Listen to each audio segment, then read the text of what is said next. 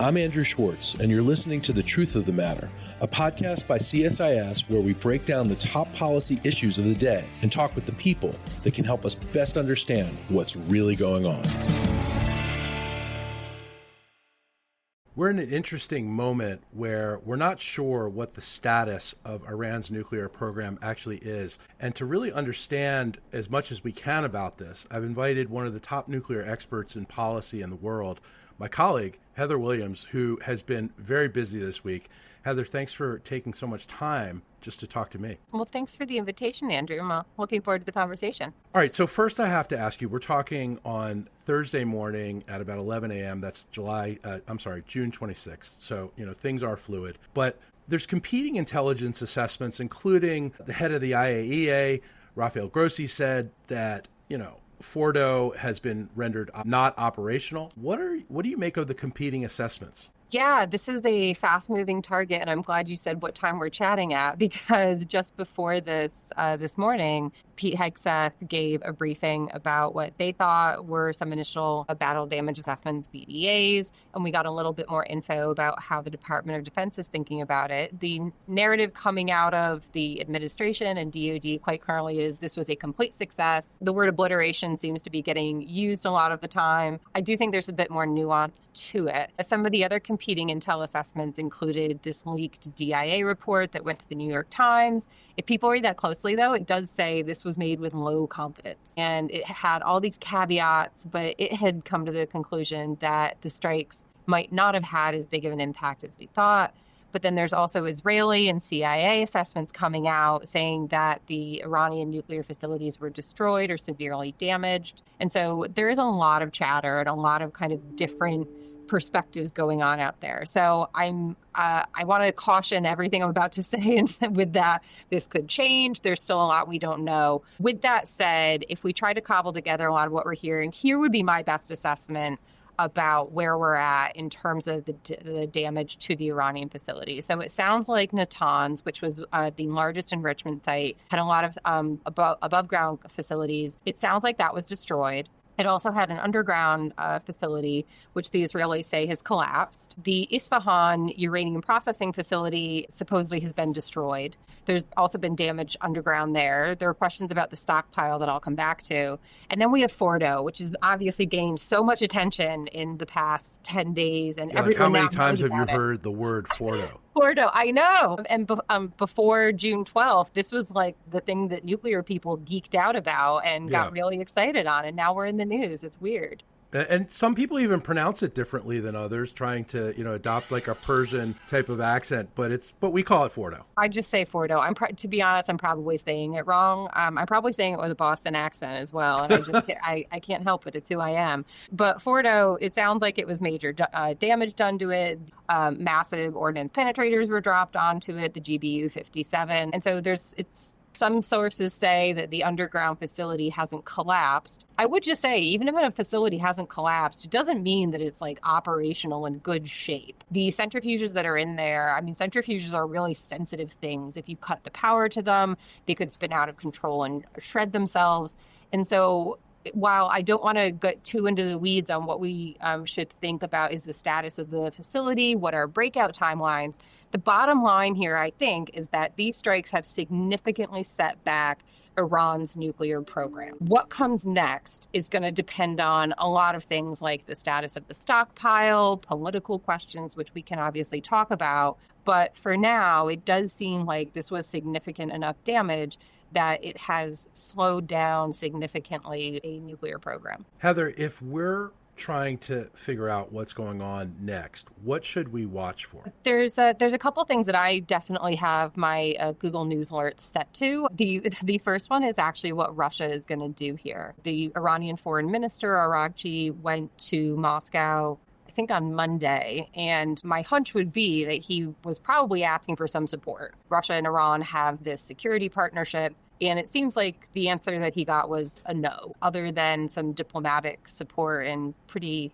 cheap talk in the international community, just to be really blunt about it. And so instead, the Iranians launched this strike on a U.S. base. that kind of created an off-ramp for them, a little bit of a face-saving option. But if this is the end of it for the Russians, I would be a little bit surprised. Russia relies on Iran for a lot of support throughout its ongoing war in Ukraine. And so just letting the strategic partnership kind of sit in this limbo. Like if I were the Iranians, I'd be wondering, what is the point of that partnership? What am I getting out of this at my moment of existential crisis if you're not going to help me out here? And so the number one thing I want to watch for is the Russians. The second thing I want to watch for is how the IAEA responds to this. So it's going to be really hard to know the actual damage to these facilities until someone gets on the ground and goes and looks at them. And looking at nuclear capacity and nuclear activities, that is the IAEA's job. They can't operate in a war zone. And so this might take weeks, if not months, to get to. But once the IAEA gets in, they will probably be able to give an objective assessment. I'm also curious to see how much the Iranians show them. If Iran does decide, well, this proves we should have a nuclear weapon, we're going to sprint to getting a nuclear capability, they might not be so forthcoming with the IAEA this time around, and they might try to keep them out.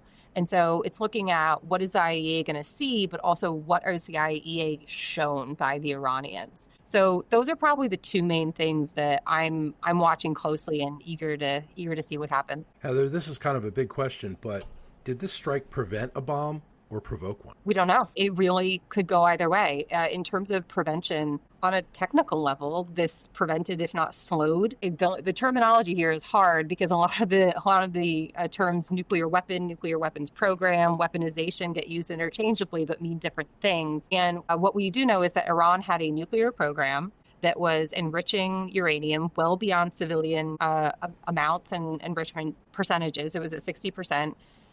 Also that Iran was doing things that it shouldn't have been doing if it had a civilian program. So the IAEA had found traces of highly enriched uranium in places that it shouldn't have been. Also, Iran said, by the way, we also have a third enrichment site. We'll let you in, but we have a third enrichment site. And so whatever that program was working towards, I think it's safe to assume it was meant to work towards a nuclear weapons option if they ever wanted to choose to weaponize. And so in that sense, on a technical level, that trajectory has been interrupted. It has been prevented. The question that you're asking is such an important one, though, about is it going to provoke a race to a nuclear weapons program? That's really going to be a political decision. It's also obviously something I'm watching, and to see, do these attacks just incentivize the hardline movement within Tehran and get them to kind of make the case for, well, now we really need a nuclear weapons program. Heather, is there a realistic path back to nuclear restraint? You know, one of the things that we know or we think we know is that the Iranians have moved their 60% enriched uranium out of the Isfahan facility. So we don't know where that is currently. The IAEA doesn't know where it is. The United States and Israel don't know where it is, allegedly. And so is there some path back to restraint? Our colleague, Norm Rule has talked about, well, one of the key questions is do they take this 60% enriched uranium and work towards a crude nuclear bomb? I really like the word that you're using here, restraint, is really important, because this is somewhere where it's not just military means of imposing restraint, it's also diplomatic tools for imposing restraint. And so for Iran, I can see two options for trying to increase those restraints on Iran. And one would be a return to talks with the U.S. I'm really skeptical about this. If the talks happen, that would be great. But there's, for me, a couple of hurdles. I just don't see how we get over them. First and foremost is the enrichment debate. Iran has never backed down from saying we have a right to enrich and we will not give up enrichment. And this iteration of the Trump administration I don't see them backing down from saying, no, this is a zero enrichment option. I think that there are some potentially creative solutions to allowing some enrichment, like a regional enrichment facility. There's a few other ideas that the Qataris in particular have been talking about. And so there might be some creative diplomatic solutions out of that one. But the other challenge that I see for those U.S.-Iran dialogues, it's Israel, right? Like Israel has been extremely consistent in saying, we don't think Iran should have a deal. And just because these strikes have set back the Iranian program, I really struggle to see Netanyahu being like, okay, sure, let's go back to dialogue and you can have enrichment. That just doesn't track with their past patterns.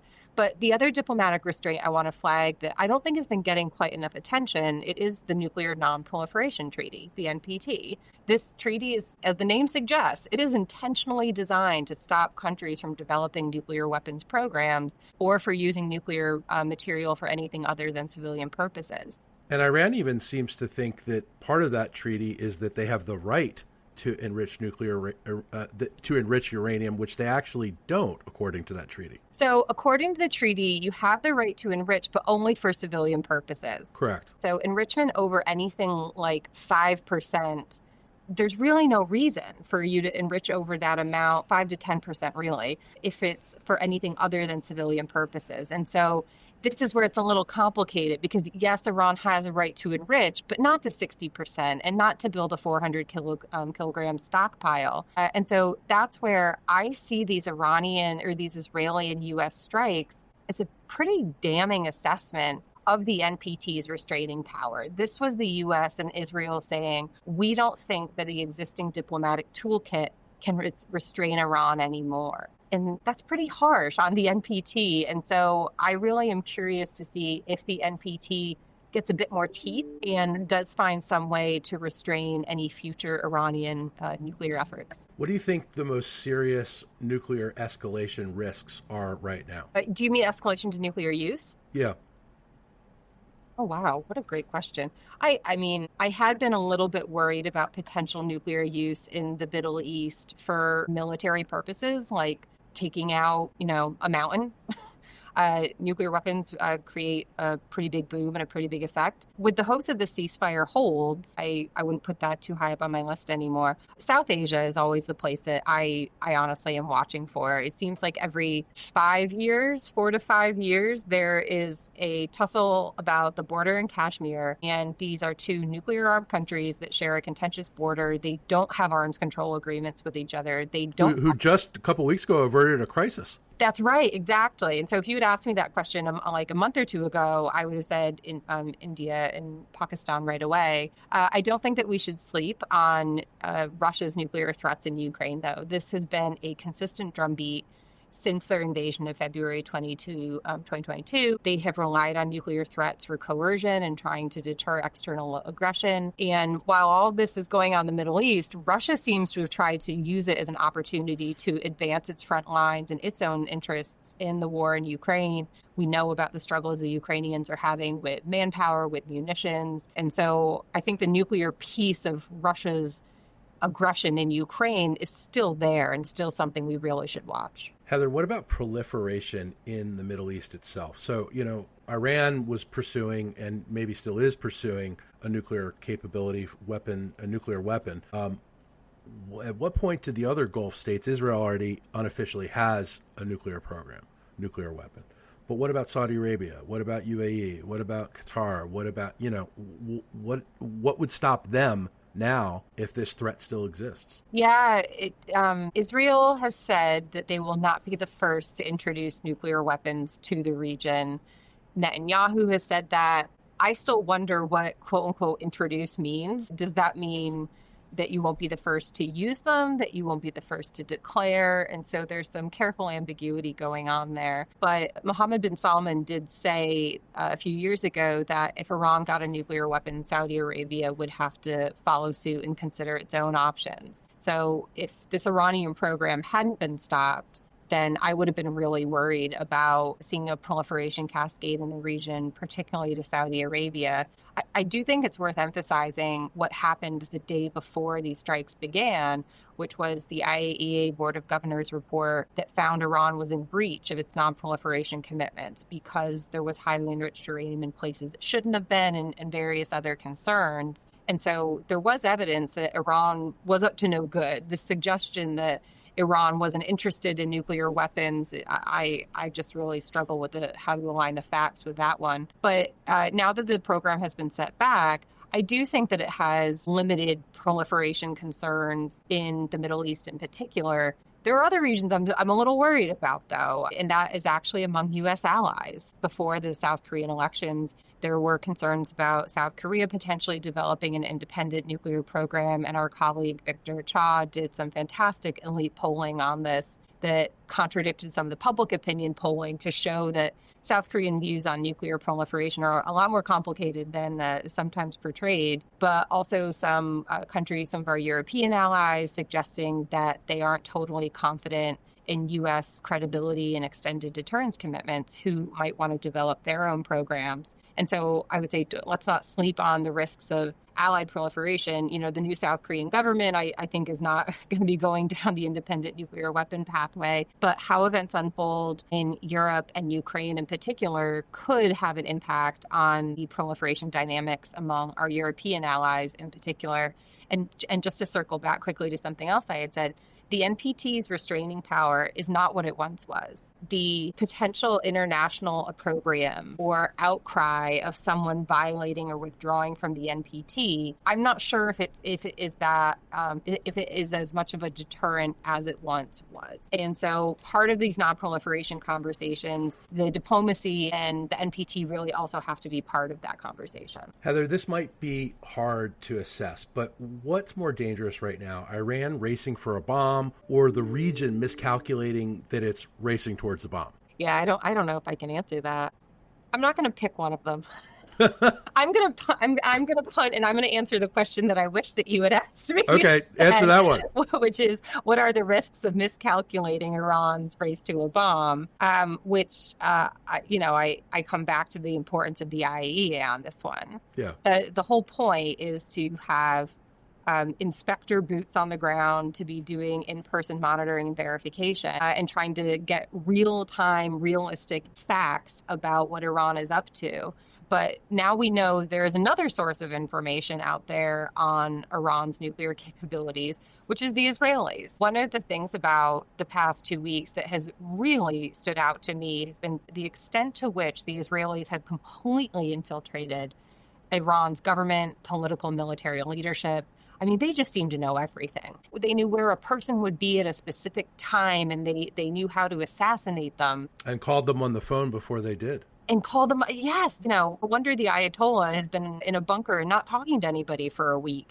It's that, to me, signals just how deep that infiltration has gone. And so I think that if you were the Iranians, you must be wondering, what do they know? What could we possibly keep from them? And so if Iran does decide to sprint to a bomb, I think that between the Israelis, the IAEA, and the Iranians themselves telling us what they're doing would probably give us some pretty good insights into that, I would hope. And so I am worried about risks of misperception, miscalculation in the region, but I'm also a bit optimistic that we'll have pretty decent information about what the Iranians get up to next with their nuclear program. I mean, literally, all eyes in the sky and all the eyes of the world are on those three facilities, Natanz, Fordow, and Isfahan, and wondering what they're going to do next. And so I don't think that they're going to be able to get away with trying to race to a bomb really sneaky. I'm touching wood. I hope I'm not proved wrong on that one. Heather, the Iranians have been famous at obfuscating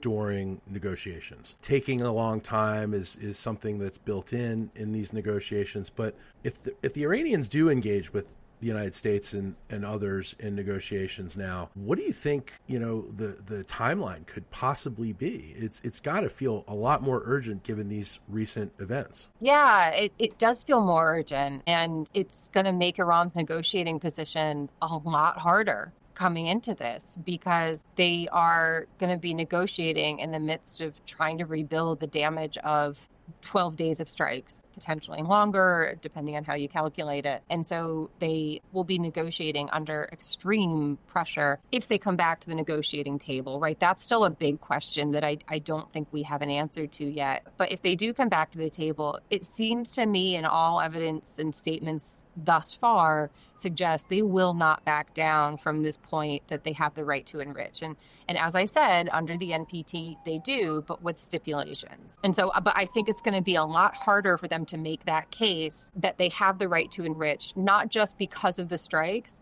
but I keep coming back to that IAEA Board of Governors report. That report found that they were in breach for the first time since 2005.